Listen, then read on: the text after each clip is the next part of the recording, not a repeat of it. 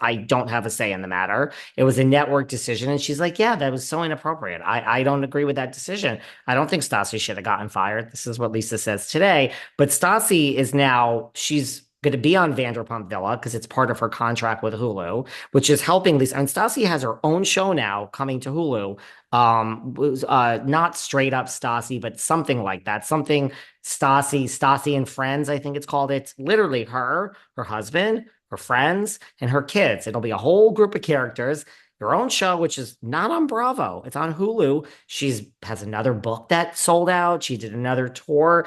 I mean, she has bounced back, and now it's not Vanderpump. Oh, her podcast, you know this? She just got $1 million deal. I think it's $1 million from not Hulu. It's somebody. She just got him. It's not Call Her Daddy. It's not 120 million or whatever. But I think it was $1 million deal guaranteed because her podcast isn't. It's not as big as Call Her Daddy or Joe Rogan, but it was something like that. So she now has a podcast deal. She's. I think is it serious? It's one of those. Yeah, Stassi's back. iHeartRadio, there's Wondery. I mean, there's silly money. And, if you're someone like Kristen Cavallari, who's, by the way, big entrepreneur. She's made her money doing lots of other things. I'm sure if she had to trade it all, she would keep the podcast because it's your voice in a world where reality TV can distort everything you say or do. You got your podcast. You can literally, if someone wants to say some crazy stuff about me, like this, I had this one controversy this year where somebody really came out and tried to call me out over something. Is that the I same one that you told us about last time? This woman or something? Yes, but Okay. but I like that vaguely. I'm not diminishing your. I just vaguely. no I, no I no remember yeah. you told So me. I've had a crazy situation this year where I was threatened with an $85 million lawsuit. I've come out on top. The lady's actually being investigated for fraud by her prosecutors, but because of that, as someone who used to be a friend called me out. And everybody ran to my podcast the next day because they wanted to hear what I had to say. And I didn't have to fuel the fires. And I think I was very graceful. But the point is, what beautiful world we live in that I can go onto this microphone and you will not be I will not be misunderstood. I will air it out. And if I want to go 9 hours, I'll go 9 hours. The bandwidth is unlimited for people with these platforms. So, Kristen Cavallari, we're using that example, she's huge and she was big on reality TV way before podcasting existed. But there's a reason why Lala and everyone wants to go and share that voice because it's really in the end your brand, unfiltered, what you have to offer.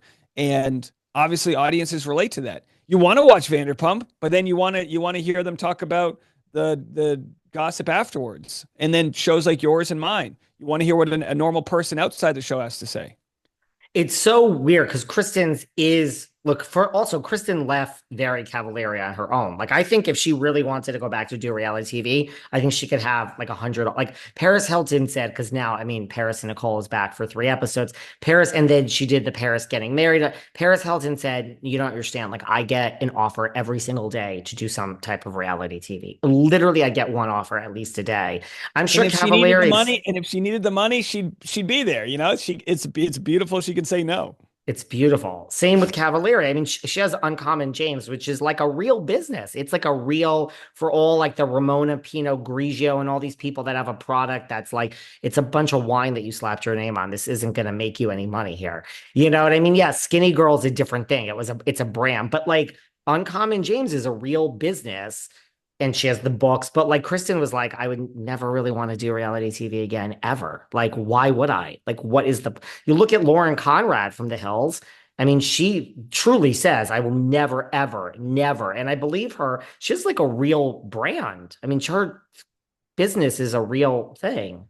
So And the why one thing would people you? say, the one thing people say is, I'll go back if I have executive producer control and control the edit. Because it's not that people don't want to wake up at 5 a.m. They don't want to be misconstrued. They don't want to be all of those things. There's a reason why people love going on Dancing with the Stars because it's a competition show. And in competition shows, you cannot mischaracterize somebody. That's why Blake Horstman went on the All Star Shore. You remember All Star Shore? So All Star Shore, they were competing for No, money. So, I do oh, you don't know not. All Star No. Shore was on like Amazon 2 years ago. Oh. And it was all of the different stars of the different Shores, and like they had the UK version of the Jersey Shore. They had Love Is Blind contestants and Bachelor contestants. They all got together for like a Road Rules style or challenge style competition show. Blake Horstman was very badly edited on Bachelor in Paradise to the point where he was in the process of being canceled for what you could call like soft abuse. Like he was being canceled for some crazy things. He went out and shared DMs to prove he was innocent, and everyone hated him for it because it made the other person look terrible. But he vindicated himself, and he like was forced to do that. But he would have never gone on a reality show after. There was one famous episode of Bachelor in Paradise where he was videotaped running in the direction of like this of this girl he was about to like have a big argument with. The truth was he was just put on a bathroom break and he was running to the bathroom. So they can do things like that on a show where you sign your rights away. But on a competition show where money's involved, they can't do that. There's like FCC rules or there's rules because like I said, there's money involved. They can't like fake what's actually happening. So that's why he ended up going on All Star Shore, and that's where he met Giannina Gabelli from Love Is Blind, and they have a baby and they're engaged and all that. So I think what it comes down to is these contestants don't want to be a part of a show where they're misunderstood and it's the lack of control. So, I get it. I totally get it. Interesting. Blake was on this podcast here. He said he had lots of dark days. I don't know if we talked about that specifically, but that's probably what it was about. Well, it was wild to even cover it because anyone who would cover a side of the story that might not have been the popular side, people would attach you to doing just as bad of a thing. But essentially, he shared DMs that proved, he was accused of being this crazy F boy where he was manipulating, dating all these different girls and like against their knowledge. But in the DMs, the girl was actually the one who was coming to see him and wouldn't take no for an answer. He's like, don't come over. She's like, I'm in an Uber. And this whole thing happened. It made her look really bad and stupid. But it's like, what did you want the guy to do? Just take one for the team during like the height of the Me Too movement? It wasn't a Me Too situation. But it was, so anyway, it's like, damn right he did the right thing. And he's got a career because of it. Because in hindsight, people go, yeah, boy, we were literally going to throw this guy out. And it turns out he was just having consensual sex with people. Wow.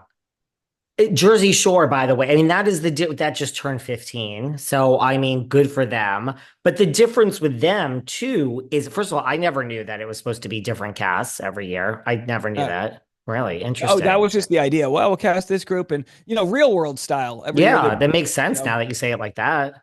Yeah.